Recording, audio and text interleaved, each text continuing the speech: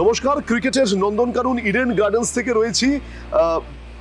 বিশ্বের যে মহরণ, বিশ্বের মহরণ শুরু হয়ে গেছে। প্রথম ম্যাচ ভালোভাবে জয় টিম ইন্ডিয়ার, 8 উইকেটে আয়ারল্যান্ডকে হারিয়ে দিয়েছে এবং রবিবার রয়েছে প্রতীক্ষিত ম্যাচ ইন্ডিয়া পাকিস্তান। আমাদের সঙ্গে ক্রিকেটের নন্দনকানন ইডেন গার্ডেন্স থেকে রয়েছে সুজন মুখার্জি, প্রাক্তন ক্রিকেটার, পিচ কিউরেটার সুজন দা আমাদের সঙ্গে রয়েছে। সুজন দা, প্রথম ম্যাচ দেখলেন, কি বুঝলেন পিচ এবং সার্বিকভাবে? দেখো, আমেরিকাতে যে উইকেটগুলো খেলা হচ্ছে ড্রপ ইন উইকেট। তো ড্রপ ইন উইকেটে আমি অনেকগুলো প্র্যাকটিস ম্যাচ প্লাস 2-3টে ম্যাচ দেখলাম, আমার খুব একটা ভালো লাগেনি। এই উইকেটটা ঠিক টি-20 উইকেট না। আচ্ছা, টি-20 উইকেট মানেই ধরে নেওয়া হয় মানে বেশ ভালো স্কোর উঠবে, ভালো রকমের টি-20 আমার কাছে যতদিন ধরে করে যাওয়া আমি দেখেছি, তাতে হচ্ছে এটা একটা বিনোদন ক্রিকেট। রাইট, এটা টেস্ট ক্রিকেট না, যাদের টেস্ট ক্রিকেট দেখার সময় নেই, ওয়ানডে দেখার সময় নেই, এই বাট একটু খেলাধুলো মাঠে আসলাম, একটু এনজয় করলাম। তো সেখানে উইকেটটা একটা বিরাট ফ্যাক্টর, উইকেটটা ভালো হতে হবে এবং সেখানে স্টার প্লেয়ার কি প্লেয়ার মানে সেটা খুব কমই দেখে। স্টার হয়তো নিশ্চয়ই দেখে তারা, কিন্তু দেখবে কিন্তু সেই নীতিশ রানা 4টে 6 মারলো, কি দুবে 4টে 5টা 6 মারলো, কিংবা তো ওইগুলো ফ্যাক্টর করছে টি-20তে। তো সুতরাং উইকেট ভালো না হলে টি-20 ক্রিকেটটা অনেক জমে না।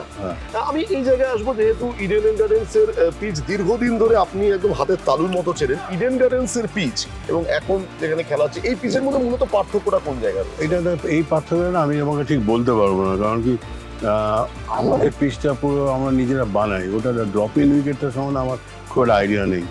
তো ছোটো ছোটো বাইরে থেকে পিচটা বানিয়ে এনে কীভাবে জোড়া দেয়, কীভাবে লাগে, তা আমি খুব মাইনিউটলি 4-5টা ম্যাচ দেখে চেষ্টা করলাম যে কীভাবে কেউ করেছে, যদি কিছু দূর থেকে দেখে বলে মানে আমি বুঝতে পারলাম না। তবে ড্রপ ইন উইকেট আর যাই হোক আমার ভালো লাগেনি।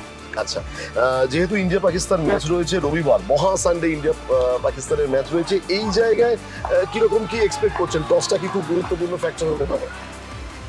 দেখো, আমি তোমাকে প্রথমেই বলেছি এই উইকেটটার সম্বন্ধে আমি ঠিক মানে কিছু প্রেডিকশনও করতে পারছি না, কারণ কালকে তুমি দেখলে যে রোহিত শর্মা বলছে আমি জানি না কি হবে, সেই জন্য আমি আগে বোলিং করছি টস জিতে। তো ওরা যখন মাঠের মধ্যে থেকে বুঝতে পারছে, আমি তো দূর থেকে। তো ইন্ডিয়া পাকিস্তান খেলাটা সবসময় একটা প্রেশারের খেলা হয়, প্রচণ্ড প্রেশার থাকে দুজন টিমের মধ্যে। তার মধ্যে উইকেট যদি একটা ফ্যাক্টর হয়ে যায়, তখন কে জিতবে কে হারবে বলা মুশকিল। সুজন দা, যেহেতু দীর্ঘদিন আপনি এই ঘাস, পিচ, 22 গজ এগুলো আপনি চেনেন, জানেন, তো সেক্ষেত্রে টি-20 বরাবরই একটা বিনোদনের, একদম ঠিক কথা বলেছেন, বিনোদনের একটা মহরণ। আইপিএল এখন অনেক জনপ্রিয় হয়ে গেছে। টেস্টে মাঠে আসাও দর্শকদের খানিকটা হলো কমছে, কিন্তু আবার বিশ্ব টেস্ট চ্যাম্পিয়নশিপে বেরোয় গেছে। এইটা কতটা ক্রিকেটের পক্ষে মঙ্গলজনক? দেখো, টেস্ট ক্রিকেট থাকবে, অন্য ক্রিকেটগুলো যাবে আসবে। মানে যখন ওয়ানডে আরম্ভ হয়েছিল আমরা সব বলে যে টেস্ট ক্রিকেট বোধ গেল, কিন্তু এখনও দেখো টেস্ট ক্রিকেট সেই চ্যাম্পিয়নশিপ করে যাই করে হোক, আমার টেস্ট ক্রিকেট এখন আমার লোকে আসছে, বসছে, খেলা হচ্ছে, এনজয় করছে, এটা গুড সাইন। আগে ক্রিকেট এরপরে তুমি হয়তো দেখবে টি-10 এসে গেল, তো সুতরাং তখন আরো হয়তো পাবলিক বেশি হবে, কিন্তু রিয়েল ক্রিকেটটা তো সেটা হলো না। সুজন দা, অবশ্যই আসবো বিরাটের কথায়, অবশ্যই আসবো রোহিত শর্মার কথায়। এটা কি ধরে নেওয়া যেতে পারে এবার তাদের শেষ টি-20 বিশ্বকাপ? দেখো, ওরা যেই কোয়ালিটি প্লেয়ার তুমি ফট করে বলতে পারবে না। সচিন তেন্ডুলকর আমরা 5 বছর আগের থেকে আমরা বলার এটাই বলেছে, এটাই বলছে, বাট ওরা যে স্ট্যান্ডার্ডের মানে ওরা তো সেম লেভেলের ক্রিকেটার না, ওরা একটু অনেক উঁচু। তো ওদের ক্ষেত্রে প্রেডিকশন করাটা খুব বোকামির কাজ। প্রথম ম্যাচ আয়ারল্যান্ডের বিরুদ্ধে ইন্ডিয়ার 8 উইকেটে জয়। রোহিত, ঋষভ পান্তের ব্যাটেও রান এসছে, হার্দিক পান্ডিয়াও উইকেট পেয়েছে। এই ধরনের উইকেট, যেটা আপনি বলছেন ড্রপ ইন উইকেট, বোলাররা স্পিন ট্র্যাক বলুন বা মিডিয়াম পেস বলুন, কতটা হেল্প পেতে পারে প্রথম ম্যাচ? বললাম বোলারের উইকেট পেয়েছে, তুমি দেখবে, তোমরা যদি ভালো করে ফলো করে দেখবে যে কোনো বল এখানে বেরিয়ে যাচ্ছে, কোনো বল নিচে চলে যাচ্ছে, কোনো বল স্পিন করছে, কোনো বল করছে না, মানে একদম আনপ্রেডিক্টেবল উইকেট। এইখানে কে কখন কার কিভাবে সাফল্য আসবে বোঝা মুশকিল। টি-20 বিশ্বকাপ শুরু হয়েছিল যদি ভুল না বলি 2007 সাল প্রথম শুরু হয়েছিল ভারত চ্যাম্পিয়ন পাকিস্তানকে হারিয়ে, এবং সেটা সাউথ আফ্রিকার মাঠে হয়েছিল। তারপরে অনেকগুলো বছর কেটে গেছে।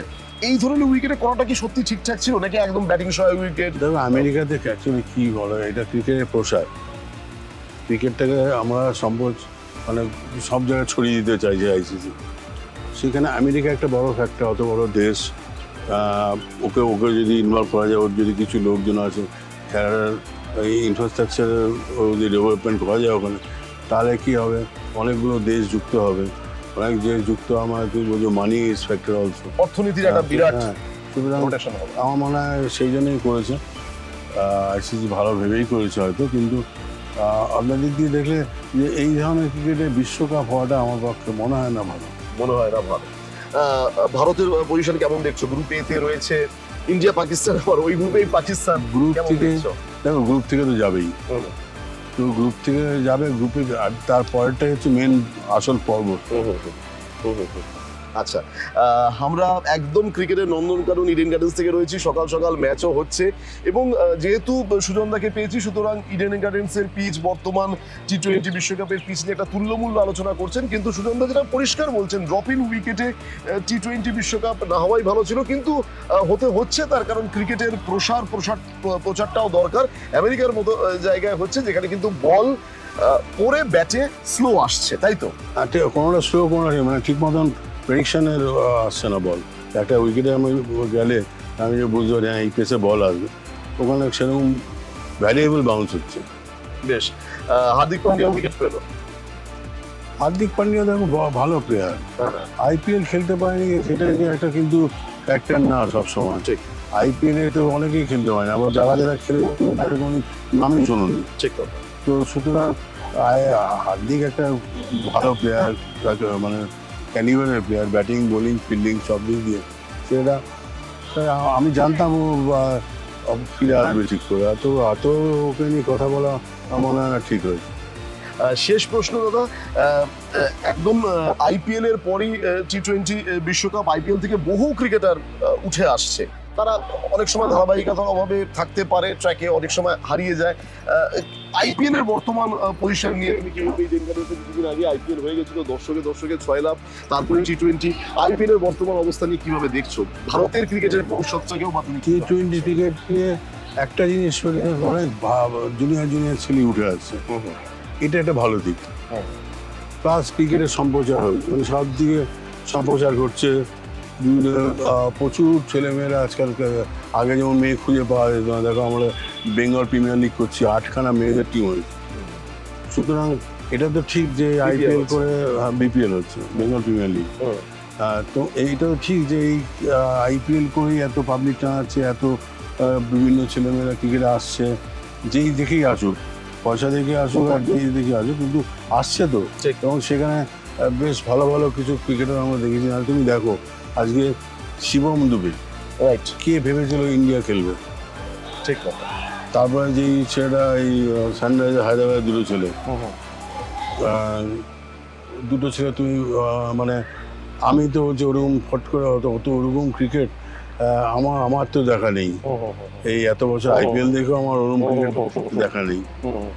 হেনরি ক্লাসেন বলো কি, মানে সুতরাং সার্বিকভাবে উন্নতি তো হচ্ছেই। দীর্ঘদিন ধরে সিএবির সাথে জড়িয়ে আছো, বহু পিচ তোমার হাত থেকে বেরিয়েছে এই জায়গা থেকে, সেটা টেস্ট বলো, ওয়ানডে বলো, টি-20 বলো, কিংবা আইপিএল বলো। এখন বর্তমান ইডেন গার্ডেন্সের পিচ কোন জায়গায় দাঁড়িয়ে আছে? এই যে খেলাটা হচ্ছে, দেখো এই বছর আমরা 1-2 নম্বরেই ছিলাম আইপিএলে। হ্যাঁ, তো আমাদের এখানে একটা বৃষ্টিতে ম্যাচ হয়েছে, বৃষ্টির লাস্ট ম্যাচটা।